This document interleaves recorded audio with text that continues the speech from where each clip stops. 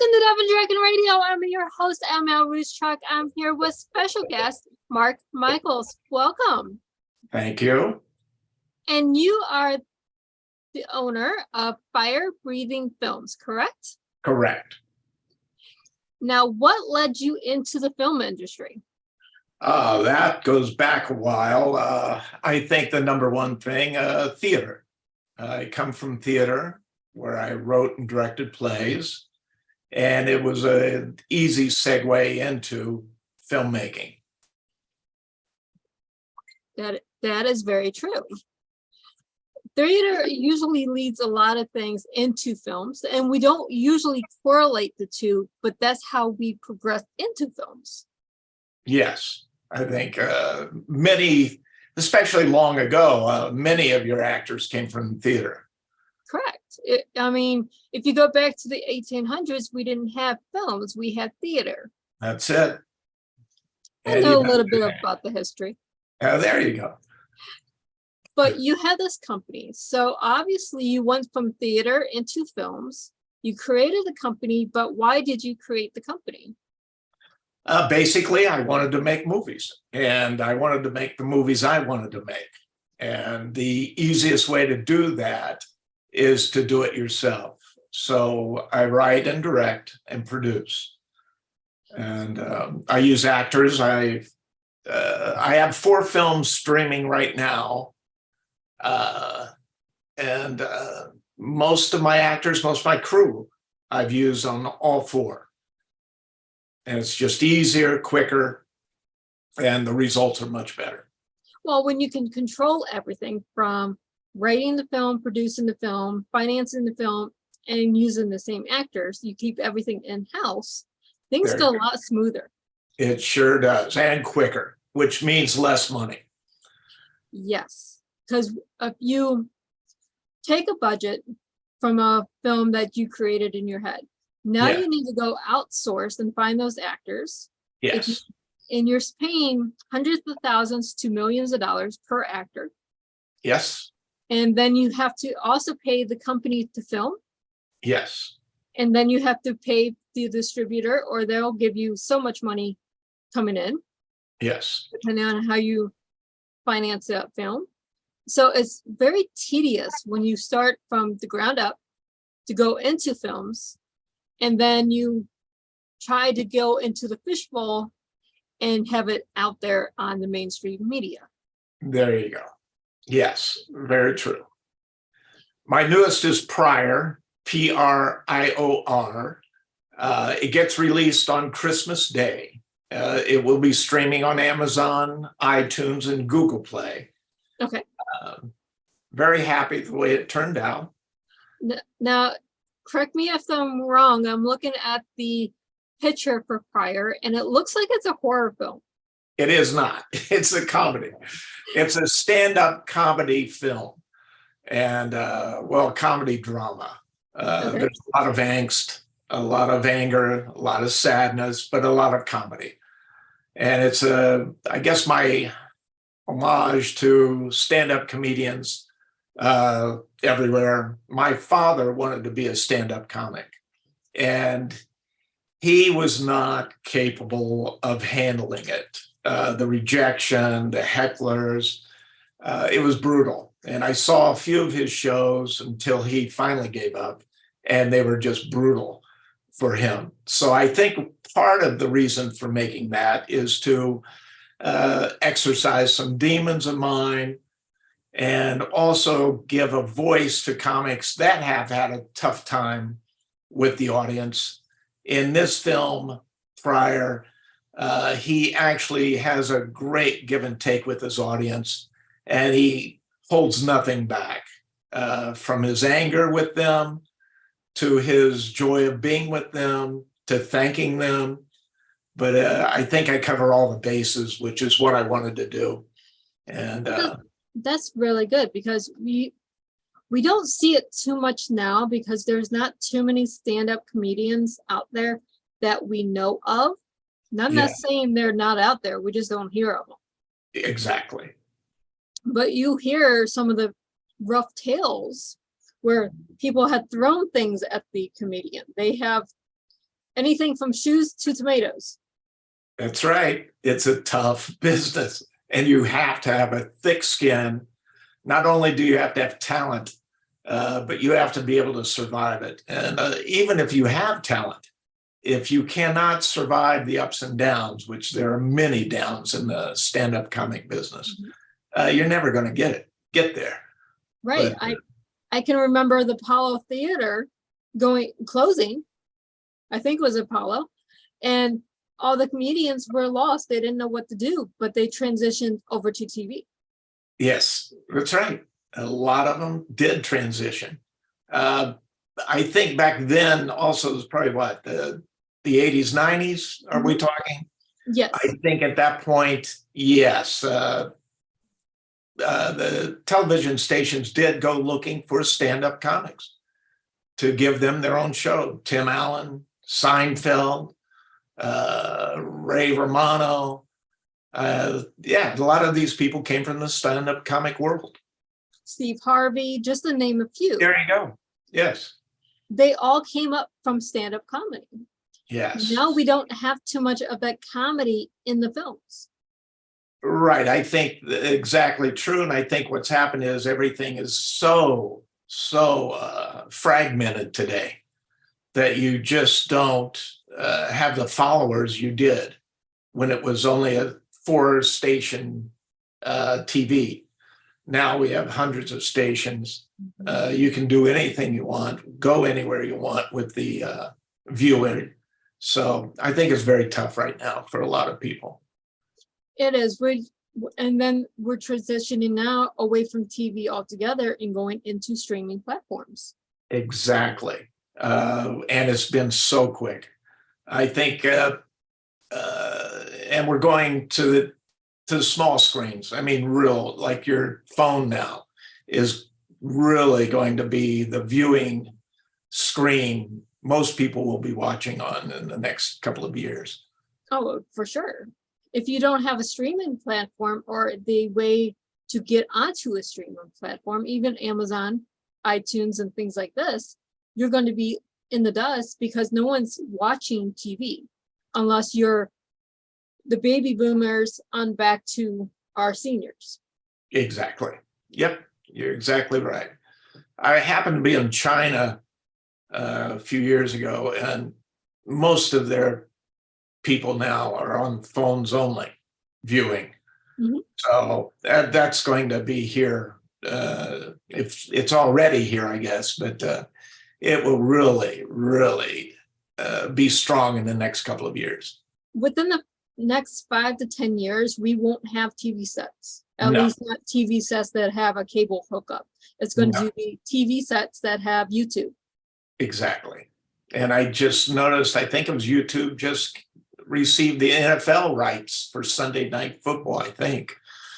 You're exactly right. It's all going to be streaming, and it'll be at home or on the road with your phone. Exactly. That's what we're going into. But that goes back to our films. Where does that leave our film industry? I think it's Amazon, iTunes, places like this. Yes. We can have your films. Right. And I think, again, it's how do you find your audience? That's going to be the biggest question, because there's so much content now, and so many people can make movies with their phones. I think the music industry goes through the same thing, which is how do you find your audience if you're a new addition to the club? So very interesting. You almost have to have a degree in SEO marketing to find your audience when you're dealing with it online. Exactly. And that is very difficult because they change the algorithms, weekly, I think now. They do. So that you have to have someone who will be there for you constantly to SEO it. So you have to know your SEOs. You need to know what's trending, what Google words are trending this week, because last week maybe horror words trending. Well, this week thriller is trending. Yes. Basically, it's the same thing, but what's trending within the industry that you're trying to target. Exactly. Very, very, it keeps you on your toes. But I think that if something's good, if something is good, it does find an audience. And it may not find as large an audience as you'd like, but it will find an audience. Very true. So you have 4 movies out. Prior is coming out on Christmas Day, which is this in a few days. What was your first movie? Very first was The Fiancé. That was basically a romantic thriller with Bigfoot elements. And I like that a lot. It's still out there streaming. That was first. Valentine DayZ with a Z was second. That was another horror film with zombies. And then let's see, VampyrZ on a Boat was just released in September. And that is a romantic comedy with horror elements. Of course, vampires on a boat. But that's out right now, streaming, and like it a lot. VampyrZ on a Boat. Okay. Yes. What led into the creative knowledge of VampyrZ on a Boat? I remember years ago, they did this film, Snakes on a Plane. Right. I heard about it and I watched it and I said, well, that could transfer. And that's what I decided to write the script. And that's how it became. I'm going to have to watch that because this sounds fun. It's fun. Filmed it actually on a ship in Long Beach or San Pedro, California. So it really works for the set. I'm going to have to actually watch that one. I'll break down my no TV rule and watch something. There you go. We have a few days downtime. That's what the holidays are for. That's what the holidays are for. But going into some of these newer films that we're coming up to, yes, we're seeing a lot of transitioning, especially on Amazon and how they come up in our feed. Yes, I think we are seeing some changes. So are you currently working on any other projects? Yes, in fact, Prior is the first of a trilogy for me. With this, Prior's basically on stage the entire time, and he's assisted by his trusty stage manager, Cy. And it is a give and take with the audience. And I liked it a lot, so I decided I'd make a trilogy. And the second one will be out mid-2023 called The Big T. And it's basically a film about someone we've all seen a lot of. And he's doing his one-man show. And again, he's assisted by Cy as a stage manager. And it's along the lines of Trump. And so I titled it The Big T, and it's a comedy drama with a lot of angst. But that was what makes it fun. Oh, it's fun. Yes. You have to have fun with this. You can't just, if you're going to be offended by comedy, don't watch comedy.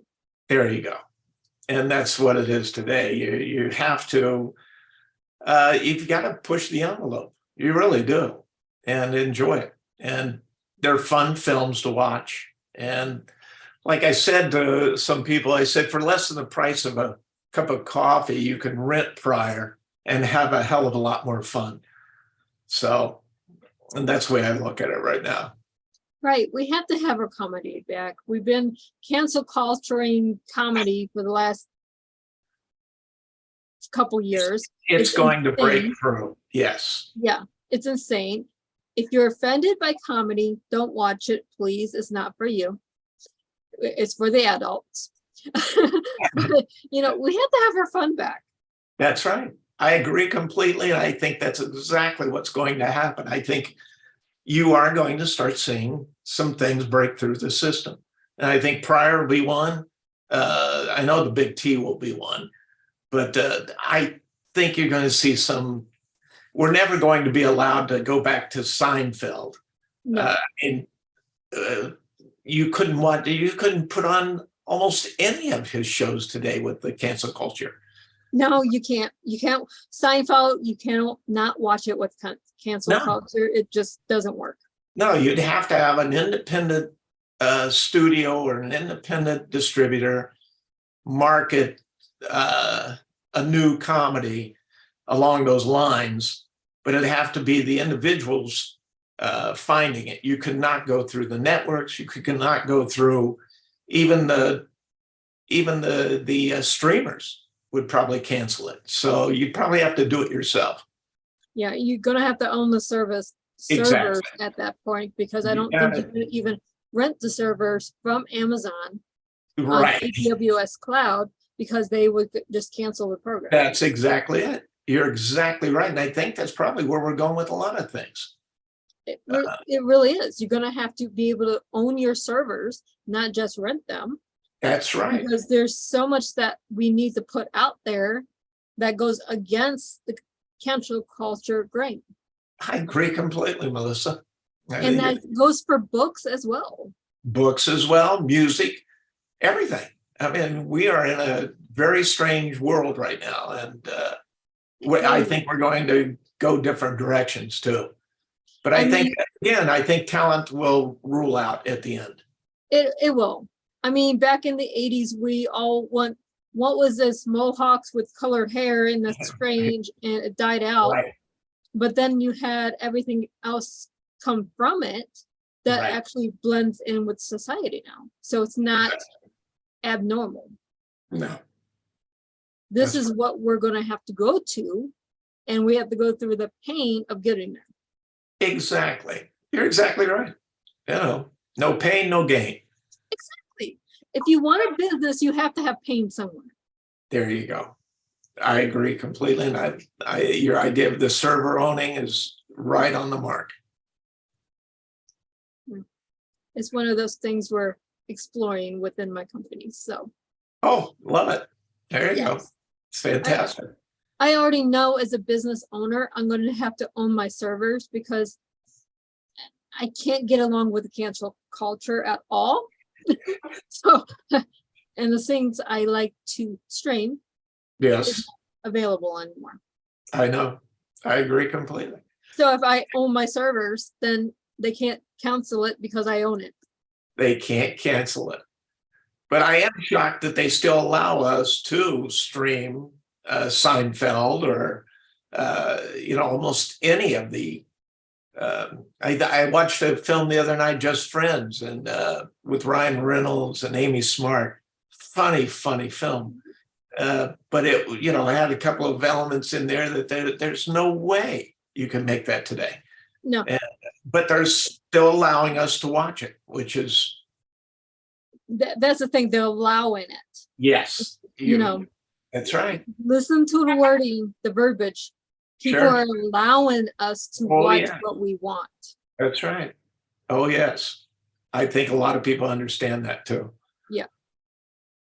More than they think. Not that we have a choice. They're allowing us to have that choice right now. What's going to be in 5 to 10 years? I don't know. That's right. I think we'll be in your world where everyone will have servers who want an independent voice. At least the smart billionaires will have their own servers. That's right. You have to pick what billionaire you want to pay to watch what they have on their servers. There you go. I think that's going to be it, because having a server farm to have the masses is like $30 million. That's right. It's wild. It really is. But we have the trilogy coming up. Yes. After the trilogy, are you working on anything else? Yes, believe it or not, I'll be shooting. The trilogy's already been shot. We're in the middle of editing. But at the end of January, I'm shooting a faith-based Western that I'm really, really excited about. And I think it has enough violence in there for me to satisfy me. And yet the story I'll come across. So, Wonderful. I love my Westerns. oh yeah. I really do. That's one of those things that, why do we honor our heroes and we call the Wild West cowboys heroes when they went across the plains murdering people? Well, Right. if you think about it, none of us would be in the West if those things didn't happen. Exactly. That's exactly right. And I think that's, one of the reasons the Westerns are back right now is because of cancel culture. You're allowed to make a period piece that has ideas that the cancel culture doesn't like today. But Right. since it's a period, Because it's a allowed. historical piece, Exactly. you can't cancel it. And that's why the Westerns are so big right now. They can't be shut down. You can't shut down history. No. Even if historical fiction is still history, you can't Yeah. shut it down. Yes. And you It's do see happening. some woke Westerns being Mhm. made right now. Yeah. But along with that, you're having some original and some original Westerns being Mhm. made. I mean, we have in faith-based Westerns, you have the Love Comes Softly series that's actually ended, but they have 7 or 8, 14 films, something like that. Yeah. But why were they coming out? Well, everything was getting canceled. Yes. Yep. If you think about it, every time you try to cancel something replaces it that's more offensive than whatever you're trying to cancel. There you go. I agree completely. It's even like the move to electric vehicles. You're starting to see people coming from different directions now, like Japan has hydrogen that they're experimenting with, and it's working. And I just read where I think it's Porsche is developing their own fuel so that they can continue to make a combustion engine that's clean, that will be allowed. And Then you have it's going to see things change. Yeah, you have the coin oil gasoline that never really took off, but if they actually researched it and developed it properly, it could. Oh yes, sure. You have the cars that run on actual fry oil. Right. That was never actually developed and researched properly, but there are cars that can run on oil from fryers. Yeah, that's right. Whatever you try to cancel, it's going to come back and bite you in the behind in one way or another. It's like Minority Report, the Tom Cruise film, where he goes to see this woman who invented, I forget what it was called, but she grabs a plant and tries to strangle it, and it keeps whipping around. She says, life will find a way, and you find a way, even though you're being canceled out. We had the books burning back in the, what was it, World War II? Yes, World War II. Most of those books you can still find today. Yes, and there's no question in my mind that the cancel culture would be burning books today if they thought they could get away with it. They really would. Unfortunately, with the digital world, you can't burn the books because it's on digital format. Right, that's true. But we are almost out of time. So where can our listeners and our viewers find you and your films? Firebreathing Films at Verizon.net, and just go to Prior the Movie on search, and it'll go right to my website. Well, wonderful. And thank you so much for being on the show today. And thank you, Melissa. And nice speaking to you. And I love your open mind. Well, thank you. Yes, we'll do it again. Oh, we will definitely do this again because I want to keep up on what you're doing. Fantastic. Anyway, Red Friar 12:25. And for our viewers and our listeners, happy being entertained.